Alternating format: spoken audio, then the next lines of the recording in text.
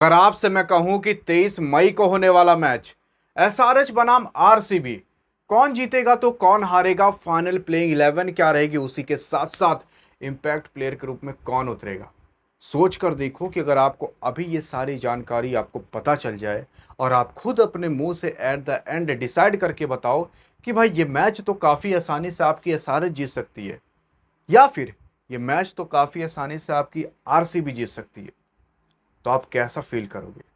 काफी अजीब सा लगेगा ना कि भाई यार, मैच की पूरी स्क्रिप्ट अभी आपके हाथ में धरी धरान मिल जाने वाली है। आखिरकार इस मैच के अंदर होगा क्या, कैसे होगा, क्यों होगा, सब पता चलेगा। सबसे पहली चीज जान जाइए, ये जो मैच होगा ना, इस मैच के अंदर कोई बड़ा कारनामा नहीं होगा। बड़ा कारनामा इसलिए नहीं होगा, हाँ, इंप्रेशन जलवे काफी ज्यादा दिखाई देंगे, लेकिन कारनामा इसलिए बड़ा नहीं होगा क्योंकि यहाँ पर दोनों टीमों का कोई गर्ज ही नहीं है, कोई मकसद ही नहीं है। मकसद इसलिए नहीं है क्योंकि ये सेमीफाइनल में जा चुकी है, और मकसद इसलिए भी नहीं है क्योंकि ये सेमीफाइनल से बाहर हो चुकी है। तो ये लोग लड़ेंगे ही किस लिए? कोई मतलब नहीं है। लेकिन अब मैं अगर आपको बताऊं कि इन दोनों के बीच का क्या इतिहास है, कितने मैचेस हुए हैं, तो कितने मैचेस कौन जीता है, कौन हारा है, और हाईएस्ट स्कोर, लोवेस्ट स्कोर, और स्कोर बनेगा कितना, ये भी बताते हैं। सबसे पहली चीज, अगर आप देखने की कोशिश करो तो जब से आईपीएल की स्टार्टिंग हुई है ना 2008 से, तब से इन दोनों के बीच टोटल 25 मैचेस हो चुके हैं। और इस 25 मैचेस में से आपकी एसआरएच और आरसीबी, तो आरसीबी ने इस 25 मैचेस में से 11 ही जीते हैं, तो 13 आपके एसआरएच ने जीते हैं। 13 आपकी आरसीबी हारी है, तो 11 आपकी एसआरएच हारी है। एक मैच ऐसा था जो कि नो रिजल्ट का था, यानी कि इसमें कोई रिजल्ट ही नहीं आया, यानी कि मैच रद्द हो गया होगा बारिश कारण या किसी और अन्य कारण की वजह से। 262 रन हाईएस्ट स्कोर है आर सी बी की तरफ से, और 287 रन आपके एस आर एच की तरफ से हाईएस्ट स्कोर है। उसके बाद लोवेस्ट स्कोर की बात कर लें तो 68 है, तो 125 लोवेस्ट स्कोर है एस आर एच की तरफ से। तो अगर आप देख रहे होगे तो आपको लग रहा होगा कि भाई पल्ला जो सबसे ज़्यादा भारी है वो आपकी एस आर एच का है। लेकिन अगर मैं कहूं कि हाँ, भले ये इतिहास कहता हो कि आपके पल्ला हल्का सा थोड़ा झुकाव है एसआरएच की तरफ से, लेकिन ये मैच एसआरएच नहीं जीतेगी। क्यों नहीं जीतेगी, अभी आपको पता चलेगा। देखो यहां पर भले ही हाईएस्ट स्कोर, लोवेस्ट स्कोर इतना बना है ना, लेकिन इतना स्कोर बनने वाला नहीं है, 200 भी नहीं डाकेगा इसमें स्कोर, क्योंकि ये मैच कहीं और नहीं बल्कि हो रहा है लखनऊ में। लखनऊ के मतलब इकाना जो स्टेडियम उसके अंदर हो रहा है। और जो पहले बैटिंग करेगी वो बनाएगी 170 से 180, और जो दूसरी बैटिंग करेगी वो बनाएगी 160 से 170। अब इसी के बीच आपका जो स्कोर है वो घूमता रहेगा। हाँ, क्या पता 172 बन जाए, 175, 178 बन जाए। हाँ, क्या पता 162 बन जाए जो दूसरी बार बैटिंग करेगी। अब यहाँ पर इतने स्कोर बनते क्यों हैं? बनते इसलिए क्योंकि गार्डन है, मतलब जो यहाँ का जो स्टेडियम है वो उस तरीके से बिहेव भी करता है। लेकिन अगर मैं आपको फाइनल प्लेइंग 11 बताऊं और तब आप डिसाइड करके बताओ कौन जीतेगा, तो कैसा फील करोगे? सबसे पहला अगर आप देखने की कोशिश करो तो Jacob Bethell, Virat Kohli, Devdutt Padikkal, Rajat Patidar wicket captaincy के साथ, तो उसके बाद wicket keeping Jitesh Sharma, Tim David, Krunal Pandya, Seifert साहब, और at the end Bhuvneshwar Kumar, Lungi Ngidi और यश दयाल। क्या आपको लग रहा है कि यही प्लेइंग 11 है? जी नहीं, ये फाइनल प्लेइंग 11 नहीं है।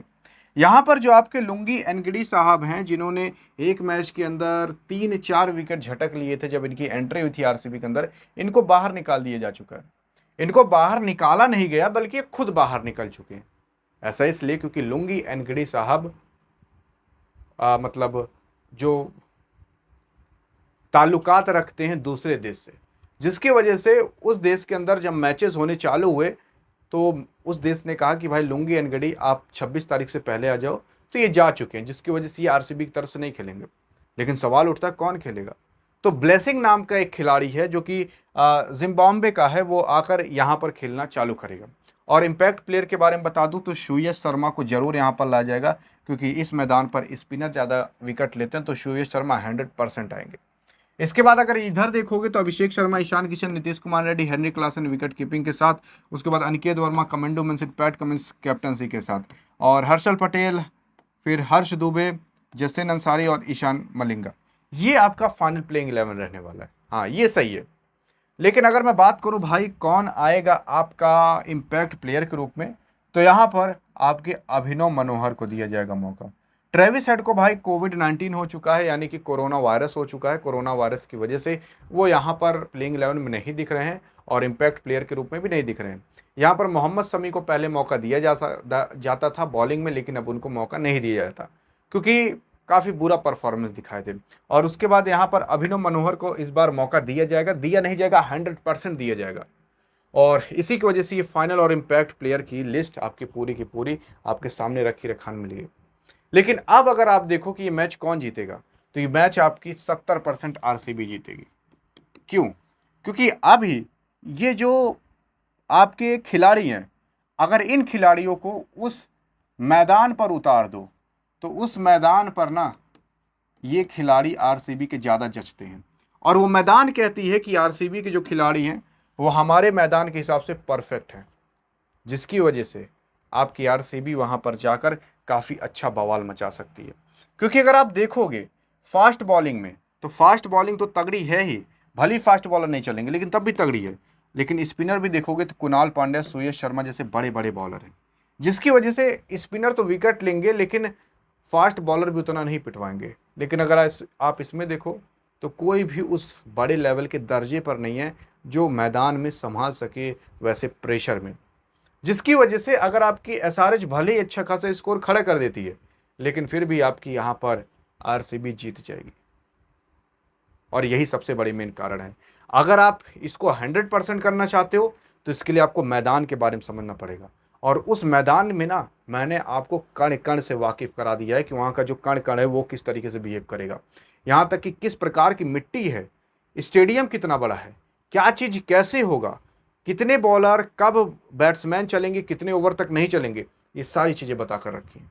अगर जानना है उसके बारे में तो बगल में क्लिक करके देख सकते हो। बाकी मिलेंगे इस वीडियो में, तब तक के लिए जय हिंद और जय भारत।